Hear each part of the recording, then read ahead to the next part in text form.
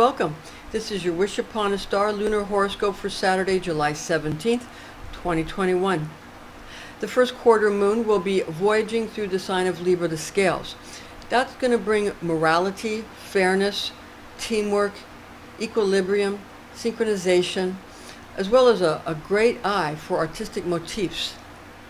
The first quarter moon is also called a waxing half moon, and during this July 2021 cycle, the growing half moon is going to occur while transiting through the 16th mansion of the moon. That's going to happen at 10:11 a.m. We're using Universal Time Coordinated and Tropical Astrology. Now, Luna's activation of lunar mansion number 16 during a waxing half moon at 50% light is very potent for performing projective magic spells and rituals as well. Now, mansion of the moon number 16 is in effect from the afternoon, but it's the early afternoon of July 16th at 1:04 p.m. until mid-morning the next day on July 17th at 11:17 a.m. With the waxing half moon occurring in the sign of Libra, the scales, on the 17th at 10:11 a.m., lunar mansion number 16 is magically activated at the exact time of the first quarter moon in Libra. I'm Pastor Rosemary, the Astrology Angel. I'm a Rosicrucian seer, a biblical astrologer, Christian psychic, and Gnostic mystic. And this is a Readings by Rosemary angelic transmission. Luna will be in Libra, and the margins of that is 12 degrees, 51 minutes, and 22 seconds to Libra, 25 degrees, 42 minutes, and 51 seconds, and that's according to the parameters of Abraham. The star to wish upon inside the 16th mansion of the moon, Al-Jubana, or also called Al-Zubana with a J or a Z, is named Al-Alpha Librae, also called Zubenelgenubi according to Warnock, or Zubenelgenubi according to modern Western astronomy.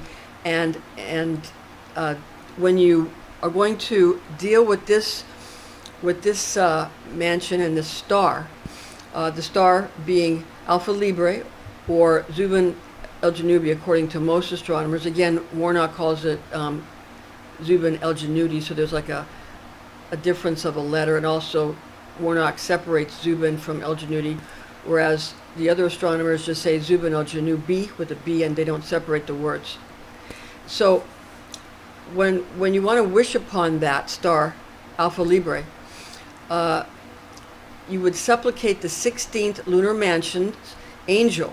So the angel of Alpha Librae, or Zubenelgenubi, is called Azaruel. So Azaruel is the name of the angel for this mansion, for Alpha, and for the star Alpha Librae. Okay, and this can help you manifest your true desires.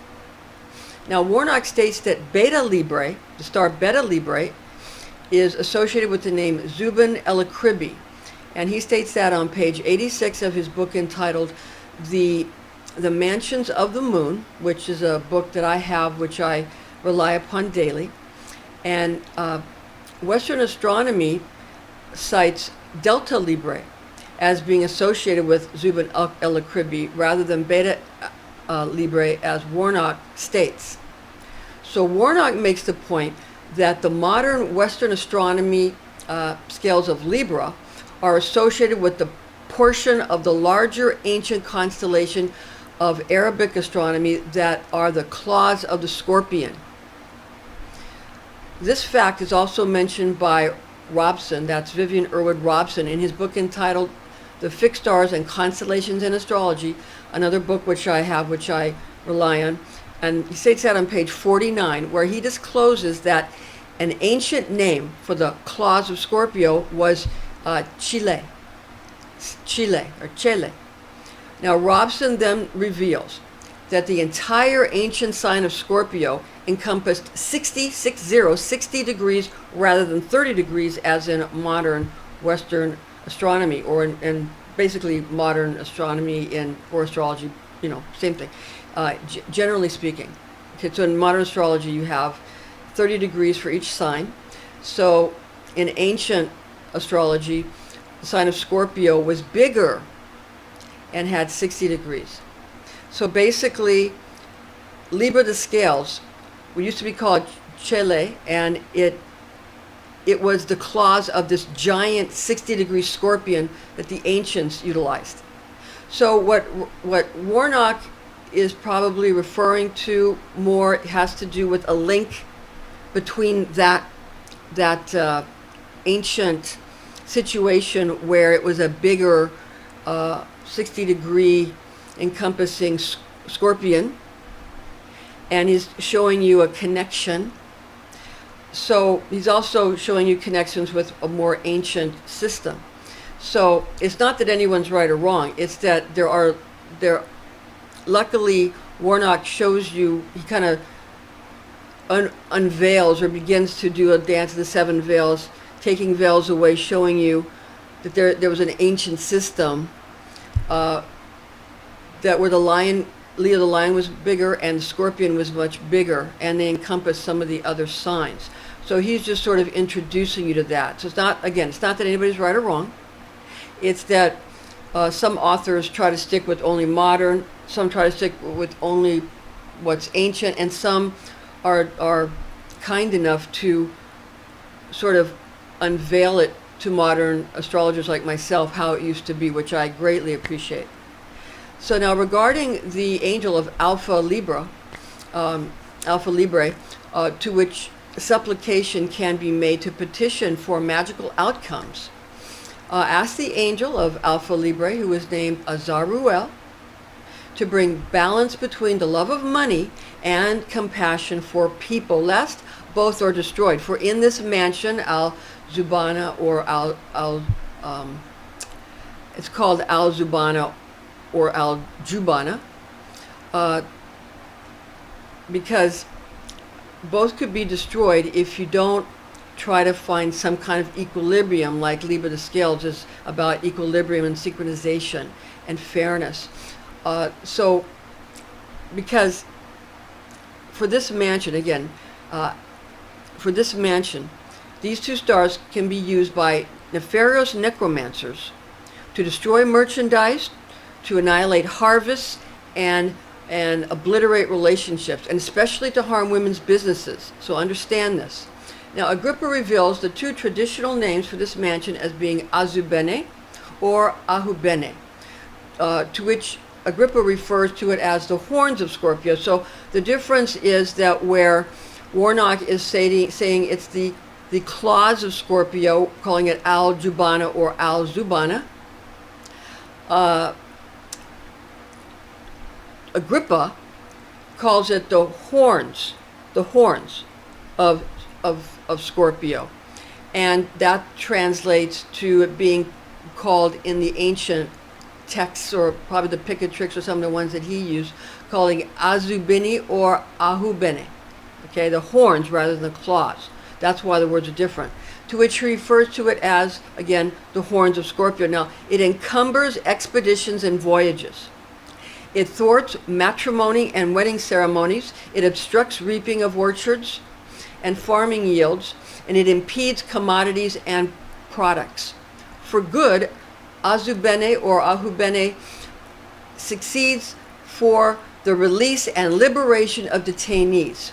Creating images of these things during this mansion brings them to pass. The image of a man being seated upright in an armchair or a bench while clasping a scale for weighing produce or wares in his grasp causes the increase of goods and stocks during Mansion of the Moon number 16. Agrippa discloses that the rendering of the merchandiser clasping a level or weighing machine is made more potent by forming it as an emblem made of silver. So you make the insignia out of silver. This image of a man sitting in a chair, an armchair, clasping a weighing machine in his hands, a scale, like Libra the Scales. You see the connection. Then scenting the icon with fine, spicy, aromatic flora. Now, according to Kabbalistic lore, Libra is ruled by Venus, the planet Venus. Libra birthstone is opal, the beautiful opal. Now, rosaries and amulets using opals for Libra are magically potent for this praxis. Kabbalistic and alchemical planetary associations in this instance of a waxing half moon in Libra whilst transiting through lunar mansion number 16, could be utilized with perfumes, essential oils, herbs, or flowers, as well as colors can be utilized also. Planetary alchemical metals, in this case, would indicate copper for Venus. Now, Venus is practical and workable for this operation because copper is workable for this operation. Regarding the Libra birthstone of Opal, this could be used for amulet talismans as well as rosaries, and copper could also be used for the forming of a rosary chain or an amulet base. It's important to note here that according to Vivian Irwood Robson, who we mentioned earlier, author of the book The Fixed Stars and Constellations in Astrology, the Greek astronomer Ptolemy attributes the stars which are located specifically in the center or mid-portion of the claws of the scorpion. Again, the claws of the scorpion to the ancients are the same as the scales of Libra to modern astronomers, as being attributed to the planets of Saturn and in some measure to Mars, in regard to the planetary nature of this area of the constellation of Scorpio, the scorpion. This is in contrast to the other portions of the claws and body of the scorpion, where Ptolemy assigns differing planetary aspects. Since Ptolemy attributes the stars located in the center of the claws of the scorpion to be associated with the planet Saturn and somewhat to Mars, and since Mars is alchemically associated with the metal of iron, which is workable for this operation, this would be a magically realistic choice to utilize when fashioning a rosary chain or a metal support, which could then attach opal beads or sigils respectively. So you can make a rosary or a decant, or you could make a ring or a necklace or a bracelet, because you could use for a support you could use for the metal and the opal for the beads and the copper for the metal. Yeah, because of Venus associated with copper. Okay, now you could also utilize iron instead of copper, because although Venus is associated with copper, and generally speaking Venus is associated in Libra with copper, specifically for this star, Alpha Librae, Zubenelgenubi, for this specific star, in this specific mansion, at this specific time, you have, since the moon is going to be going through it at this time, you can utilize iron because it's somewhat, Alpha Libra is somewhat attributed to iron and to Mars. Okay, so iron is also a choice you could utilize. Now, therefore, in summary, the magician could use copper for the alchemical metal, for the general sign of Libra, the scales, though the ancients saw Libra and Scorpio blended together as the same constellation, and since the specifics of the center of the claws of the scorpion were in ancient eras attributed to Saturn, and in some quantity to Mars, iron is another workable, pragmatic, and very precise choice that is very exact in its magical energies to the 16th mansion of the moon. Keep in mind, nevertheless, that Saturn is associated to lunar mansion number 16 in a greater amount because of Alpha Librae and Zubenelgenubi, in a greater amount than Mars, according to Ptolemy. Nevertheless, Saturn's alchemical metal is lead, which is especially toxic. And unless a person is specifically trained and licensed for the handling of lead, it is not realistic, nor is it usable for this praxis, because it causes lead poisoning, yeah? Even if you handle it, okay? Where Agrippa cites that insignias of a man clasping a scale for weighing be made of silver, which is alchemically associated with the moon, this association might possibly be used instead of Saturn's metal of lead due to the toxicity of lead and the practicality and the workability of silver. Magically, now this is what's so important if you're going to make any kind of talisman. Understand what it is you're trying to accomplish, because you might be trying to cause good, you might be trying to cause bad, but whatever you're trying to accomplish, do it with what is magically going to work. And so we're going to tell you that now. Because remember that God created both good and evil. And God also said that God uses everything, good or bad, that seems good or bad on the earth plane, God uses good or bad for good. So it doesn't really matter what other people are trying to do to you.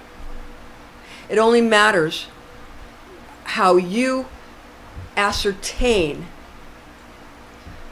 what God is doing to you, or what the Creator is doing to you, or what the prime creator is doing to you, the one that's above good and above evil. What is being done to you? Because whatever is being done to you from the universe, from nature, from the prime creator, whatever is being done, that is what has to happen. So the only way you can make it good for yourself is to understand what could be good in this for me. And what does that make me want to do? What is the thought of how that could be good for me?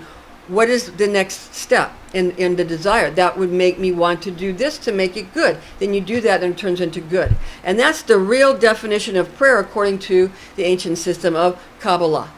And especially according to the Rosicrucian clergy that taught me when I was very young. And it's Christian Kabbalah. And I suppose other forms of Kabbalah have similar teachings. I've studied Jewish Kabbalah a little bit. I haven't studied other forms of Kabbalah that much and other religions, but I've studied the Christian one a lot and the Jewish one a lot too. Okay, so here's magically what's going on with how you can utilize the right metal, okay, or the right planetary association. Now, magically speaking, Saturnian lead brings binding, stern laws, and longevity, can bring longevity, while Venusian copper affords job opportunities, money, and love, with martial iron bestowing to you competition, energy, vigor, and courage. So it's relying upon what you require to bring good to yourself, what you're going to use. And if you're doing good for someone else, what you're going to do for them. And if you're going to do bad for someone else, then the Creator will use that to do, the prime creator will use, I don't even want to call it creator, because there's creator and there's creatrix and there's the destroyer too. And there's the preserver, okay? So there's three, right? There's the preserver, there's the Trinity. There's the Father, Son, and the Holy Spirit. There's the creator and the destroyer and the preserver. And there's the neutron and the proton and the electron. It's all the same religion. And science is using the same three categories: creation, destruction, preservation. So, and I've studied a lot of other religions too, and a lot of science, so I can understand where they all mesh together. So, whatever the prime consciousness, I don't want to call it God, because there's beings that are higher than gods or God. There's actually the demiurge, the demiurge Yaldabaoth. That's probably where the word Yal comes from. Yaldabaoth. Bet on it. All right. Yaldabaoth is higher than a god. Okay. And some say Yaldabaoth and Jehovah are the same being. With that in mind, since is God a creator or a destroyer or a preserver or all three? That's the mystery of the Trinity. So better to call it prime consciousness. And what is prime consciousness? PC. Prime consciousness. So you take prime consciousness, whatever prime consciousness is doing for the good of the whole system. That if someone's doing a magical thing to you that's bad, or if in a great fit of rage you do something to someone that's bad and now you feel bad about it, don't feel guilty. Because if the person who received it wasn't high enough of a consciousness to understand that it can be used for good, even the evil that's sent to them, it can be used for good. And set upon doing that by simply saying, how can I make this to be, how was the prime consciousness trying to make this good for me? Because through love, then you figure that out, and you figure out want that, what that makes you need or require or want or covet, and then you want that thing, and then you go ahead and just say that's a desire, and you do what you just don't really have to do anything to receive it. You just sit back and say that's what Prime Creator wants for me, and you allow it to be bestowed to you, and you don't have to do anything. It will come to you, and if you don't want it, just say no thank you, because when it finally arrives, you may not want it in the physical plane. And you might say, or you might say, oh, I don't want that. I would like the cheesecake, but no, because I'm working out. And I don't want to, I don't want to get sick. I want to be healthy, so I'm going to not have that cheesecake. Maybe another time when a little piece of it when I'm, you know what I'm saying? So it's something that you want, but you say no to it. Resist, resist, resist, because the minute you give in, you begin to fall into the void, and then you bring upon death. Okay? So if you want to stay alive, resist, resist, resist. And just be very stern with yourself, but not hard on yourself or not cruel to yourself. Remember, there's a difference between healthy pain and healthy pleasure, and healthy, and non-healthy pain and non-healthy pleasure. Okay? It's relying upon what it is you require, because not everybody wants to be healthy. Not everybody wants to be rich. Not everybody wants to have a lot of one thing, or this or that somebody else wants. Not everybody wants to have 5 cars. Not everybody somebody might prefer. Everybody has different needs and wants, which is the reason why everything is already perfect the way it is. And I hate to say that word, but because that perfect, you know why the word perfect isn't good? It doesn't allow for movement. Everything is already very healthy and functional and doing well. That's all we really need, because when something's perfect, you cannot move it, and you have death. Again, you start to fall into the void. You have no life. So if you have, the Kabbalah allows for movement in some of the arrays. In some of the Kabbalistic arrays, there's like in the Gra array, the Ath hasn't happened because the throat chakra and the middle pillar has not fallen. It hasn't fallen. Falls. And the ovaries fall. You see what I'm saying? So in the male, it goes from a female array, the Gra array, where it's up in the ovaries are up to the male, to the other Kabbalah, which you're used to, which is when it's fallen. That's the male array when they're fallen. Okay? So you understand the Kabbalah they're showing you is for the male. So when female, they study it and they try to fit into it, and you wonder why females are having such a hard time, because you're trying to fit your bodies into a male system. You have to understand the female body and the female systems, the energy fields that work for you. So these are very important things that when you're getting into the particulars of things that you need to understand. Okay, now, so you understand then that these metals are going to bring you different types of results. Now, so I know people think, and again, figuring all this stuff out is what prayer actually really is according to Christian Kabbalah. Now, Luna or the moon gives psychic abilities and sensitivity and changeability and malleability and epic emotional expression focused upon family and home. So you got Saturn bringing binding, stern laws, longevity. Venus brings job opportunities, money, and love. Mars brings bestowing competition to you, energy, vigor, and courage, bravery, sportsmanship. Luna or the moon brings psychic abilities, clairaudience, clairvoyance, clairsentience. Clairsentience is part of sensitivity, changeability, malleability. It can move. Again, you have to move. If you want life, it must move. A static paradise, there is no life in a static paradise. It must move to have life. Epic emotional expression, because emotions are pretty much what survives the physical death of the physical body, and the mind and the emotions and the spirit. A focus upon family and home. Again, your family, your home, what you left your family, your community, or the world in general? Or would you try to make the world a better place or the universe a better place? You had, what were your intentions? So those are these magical metals do, these alchemical metals. Now, other Kabbalistic correspondences for lunar mansion number 16 are as follows. We have the moon in Libra provides qualities of synchronization, tranquility, and hospitality.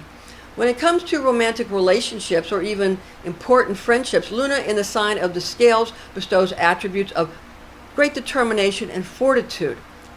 Planetary archangel for Luna or the moon is Gabriel. God is my strength, power of God, and a messenger of God. Zodiac angel for Libra is Zuriel. The divine tone is we balance.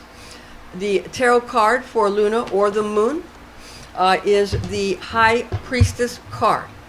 So we have the High Priestess card, and she sits here between the pillars of Yakim and Boaz in the temple. She has this receptive moon at her feet, the knowledge and the consciousness of God flowing over her, the waters of God flowing over her and into the receptive moon. We have the cross upon her chest.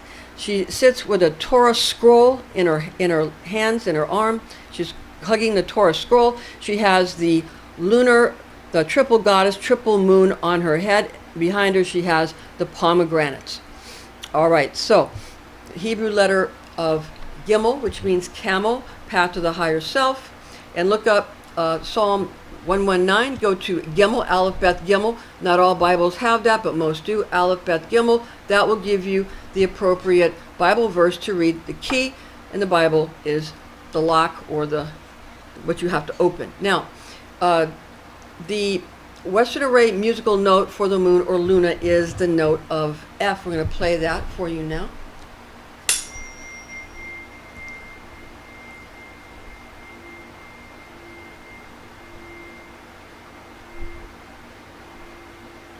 Okay, that's the note for the High Priestess card and for the moon in itself. And again, the High Priestess card is associated with the moon. They used to call it the planet of the moon or the planet of the sun. They called them planets because it means wanderer.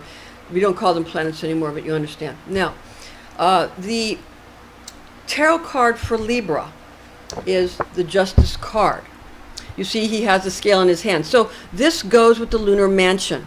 All the lunar mansions that traverse through Libra or parts of Libra, some mansions have two signs associated with them, have this is a portion, one representation of the mansion of the moon, Al-Jubana or Al-Jubana. This is the insignia for it to a certain extent, because you have this man sitting in an armchair holding a scale in his hands. Okay, this one has a sword because it's also, justice, having to do with Libra, the scales. Nevertheless, this is exactly pretty much the icon for this mansion, for Libra, the scales, and for Al-Jubana or Al-Zubana. So understand that. Understand that tarot cards aren't just for doing readings. You're affecting a person. When you show them this card, you're affecting a person. This will make things happen. And it's all the things we said earlier that are associated with that particular image. Okay? Now, and these are used in movies, in plays, in advertisement. It's been used since the beginning of time in insignias, in drawings, in drawings that they made, that they drew, and also it's been going on forever. It's ancient, and we're using it. It's used on the internet. It's used everywhere. So rather than be afraid of it, understand it and use it for your best good and the best good of you and your family or your community or your tribe, your community. Now, Western Array musical note for Libra in general is D. The healing note is D.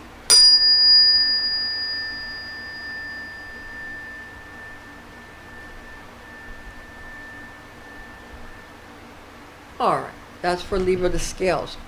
And the angel associated with Libra being Zuriel. Now, the information found in this document it's in the document. Click on the link in the description box below, and you can click and get the document. So you can see all these words are spelled. You can get some of the page numbers that we're also mentioning, going to mention here in a minute when we recommend these books to you. And also the information that we've given you in this video is based on the oral tradition known as Kabbalah, taught to me by Rosicrucian clergy when I was but a young girl, the facts of which I have committed to memory. Now, much of the information about star magic was taught to me through an adjacent German pagan coven, which had established satellite covens throughout the world. I was in an American coven. I began writing a book based upon these extremely important teachings in 1988, which I have entitled to be my Star Magic Grimoire.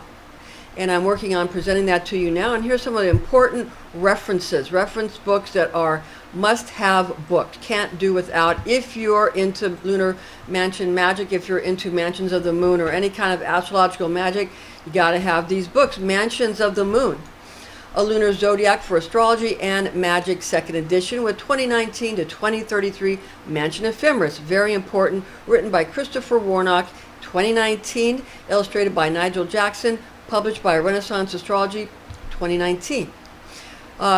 Second book is 3 books of occult philosophy, Llewellyn's source book series, authored by Henry Cornelius Agrippa of Nettisham in 1533, translated by James Freak in 1650, edited and annotated by Donald Tyson, one of my favorite authors, in 1993, published in 2000 by Llewellyn Publications. Donald Tyson has many great books that he authored. He edited and annotated this one, but he has many that he authored. One about Tetragrammaton, which I have, and one about Mercury being the center of center of a Kabbalah that you can use rather than being sun-centered, be it Mercury-centered, and then you utilize that for your magic. I forget the exact name of that, but I will, the New Magus, I believe it's called the New Magus. I have it in my library. I'll get it for you and present it to you in one of these, in a video at one point. Now, the third book is The Fixed Stars and Constellations in Astrology, authored by Vivian E. Robson, Bachelor of Science, in 1923, published by American Federation of Astrologers, Inc., cover design by Jack Coppola, and again, you can get the page numbers if you click on the link below. Now, again, we've given you all the information for you to begin to do a lot of these rituals where you can make your talismans. I know a lot of people like to make their own amulets, make their own jewelry, and make their own, amulets and rosaries. So you can make some beautiful, and you can have a lot of knowledge that would help you sell them as well.